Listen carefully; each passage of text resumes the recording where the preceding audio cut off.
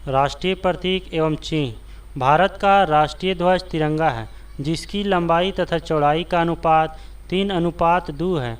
तिरंगा के बीच में एक चक्र है जिसका रंग नीला है तथा जिसमें 24 तिलियां हैं। राष्ट्रीय ध्वज के निर्माता पिंगली वेंकैया थे। ध्वज का प्रारूप संविधान निर्मात्री सभा द्वारा 22 जुलाई 1947 को अपनाया गया। लोगों को इसे सम्मान फहराने की अनुमति 26 जनवरी 2002 से प्रदान की गई। भारत के झंडा गीत विजय विश्व तिरंगा प्यारा की रचना श्री श्यामलाल गुप्ता पार्षद ने की। शक संवत पर आधारित भारत के राष्ट्रीय कैलेंडर को 22 मार्च 1957 को अपनाया गया। भारत राष्ट्रीय कैलेंडर का प्रथम माह चैत्र तथा अंतिम माह फागुन होता है। भारत का राष्ट्रीय चिन्ह अशोक चक्र है, जो सारनाथ स्थित सिंह स्तंभ में अंकित है। भारत सरकार ने राष्ट्रीय चिन्ह को 26 जनवरी 1950 को अपनाया। राष्ट्रीय चिन्ह सत्यमेव जयते मुंडकोपनिषद से लिया गया है। राष्ट्रीय चिन्ह के मूल स्तंभ में 4 सिंह हैं। रविंद्रनाथ टैगोर रचित जन गण मन को संविधान सभा ने 24 जनवरी 1950 को भारत का राष्ट्रगान स्वीकार किया।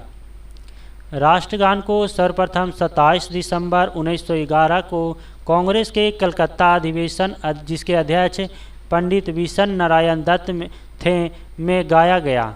राष्ट्रगान को रविंद्रनाथ टैगोर ने सर्वप्रथम जनवरी 1912 में तत्बोधिनी पत्रिका में भारत भाग्य विधाता शीर्षक से प्रकाशित किया तथा 1919 में मॉर्निंग सॉन्ग ऑफ इंडिया के नाम से अंग्रेजी अनुवाद किया।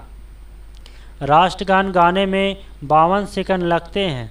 बांग्ला साहित्यकार बंकिम चंद्र चटर्जी रचित वंदे मातरम को संविधान सभा ने 24 जनवरी 1950 को राष्ट्रीय गीत स्वीकार किया।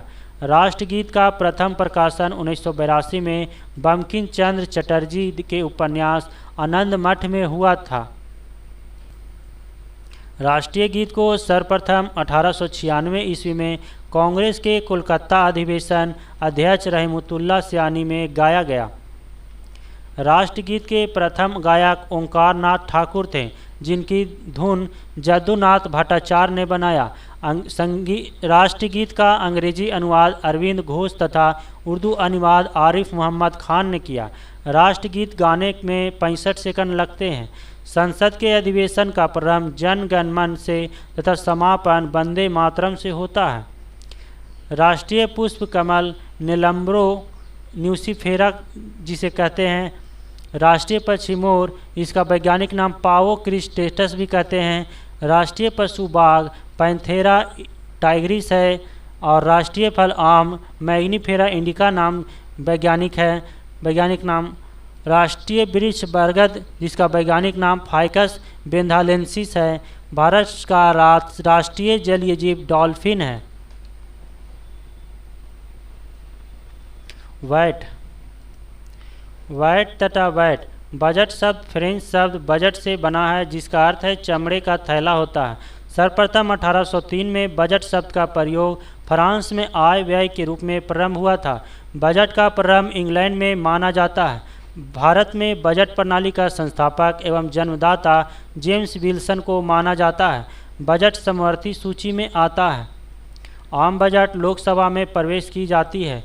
वर्ष 2017-18 से सामान्य बजट को वित्त मंत्री फरवरी माह के प्रथम कार्य दिवस पहले फरवरी माह के अंतिम दिन को पेश करता है। वित्तीय वर्ष 1 अप्रैल से प्रारंभ होता है। रेल बजट को सामान्य बजट से अलग एकवर्ष समिति की संस्तुति पर 1924 से 25 में किया गया था, जिसे वर्ष 2017 में भाजपा सरकार द्वारा पुनः केंद्रीय बजट में मिला दिया गया। स्वतंत्र भारत का पहला बजट 26 नवंबर 1947 को R.K. शनमुखम चेट्टी ने पेश किया। जॉन मथाई को वर्ष 1950 में गणतंत्र भारत का पहला बजट पेश करने का गौरव प्राप्त हुआ। भारत में सबसे ज़्यादा बार बजट पेश करने वाले व्यक्ति मोरारजी देसाई 10 बार थे।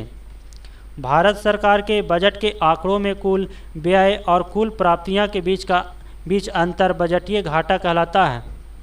आउटकम बजट पहली बार 25 अगस्त 2005 को पी चिदम्बरम ने प्रस्तुत किया था। शून्य आधारित बजट का अर्थ है हर बार बिल्कुल नए सिरे से बजट तैयार करना।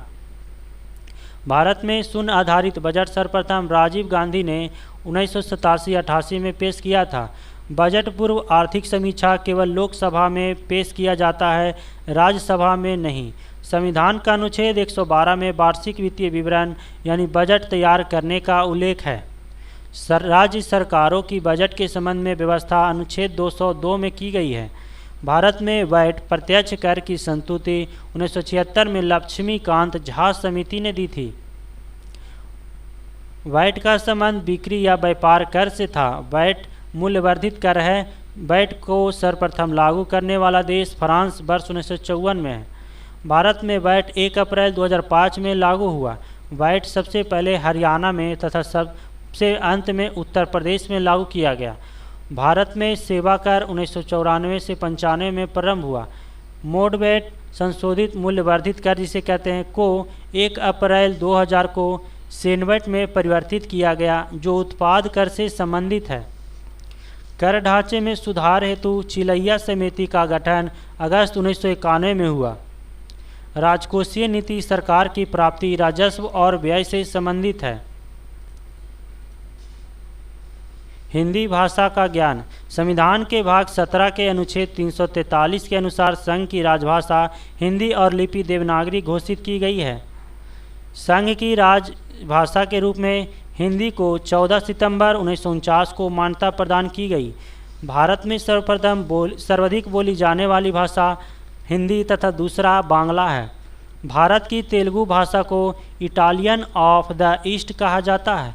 पंजाबी गुरुमुखी लिपि में लिखी जाती है। संविधान के 8वीं अनुसूची में 22 भाषाओं को मान्यता प्राप्त है, जबकि मूल में 14 थी।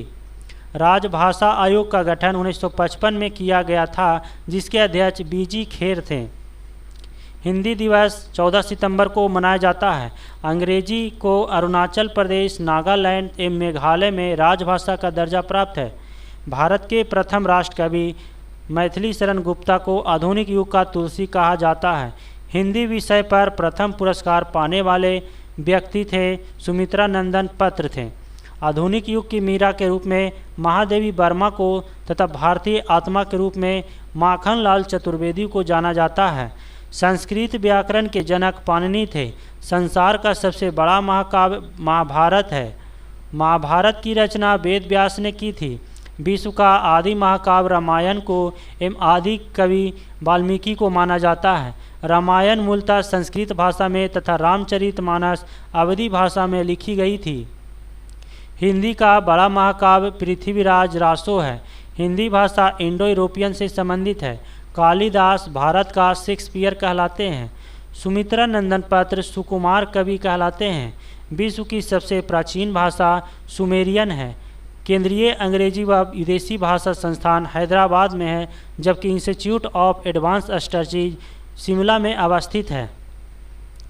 भारत में आधुनिक शिक्षा के जन्मदाता चार्ल्स ग्रांट को माना जाता है। वर्ष 1792 में भारत का आइंस्टीन नागार्जुन को तथा कलम का सिपाही मुंशी प्रेमचंद को कहा जाता है। हिंदी में आंसू लिपि के जन्मदाता राधेलाल द्विवेदी हैं। प्रथम हिंदू विधि निर्माता मनु थे। देश का प्रथम विश्वविद्यालय नालंदा है, जिसकी स्थापना गुप्त शासक कुमार गुप्त प्रथम थे 450 ईस्वी में किया गया था। विक्रमशिला विश्वविद्यालय की स्थापना पाल शासक धर्मपाल ने 9वीं सदी में किया था। प्रथम हिंदी सम्मेलन भारत में 1975 ईस्वी में नागपुर में हुआ था। वेटिकन सिटी में सभी भाषाएं मान्य हैं।